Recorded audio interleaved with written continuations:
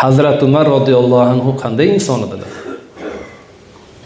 O'sha paytdagi katta bir musulmon davlatini boshlig'i, xalifasi bir mehmonlari kelganda shamni o'chirib, yonib turgan shamni o'chirib, boshqa shamni olib yoqdilar. Hayron bo'ldilar. Ey Amiral Mu'minin, sham yonib turdi, boshqa shamni yoqdi. Sen kelganingda davlat ishi bilan, musulmonlar xalqi ishi bilan bandidim, davlat shami bilan ishlayotgandim. Endi sen kelganingda o'zimning ishimga ham, mening shaxsiy mehmonimga ham davlat shamini ishlatsam Allohning oldida qanday javob beraman dedilar. Ana Hazrat Umar radhiyallohu anhu. Qo'rqaylik azizlar, bitta shamdan shundoq Amiral Mu'minin shu narsagacha taqvo qilyaptilar. Mana shu haqiqiy taqvo bo'ladi. Alloh taolo bizga mana shunday taqvoni nasib qilsin.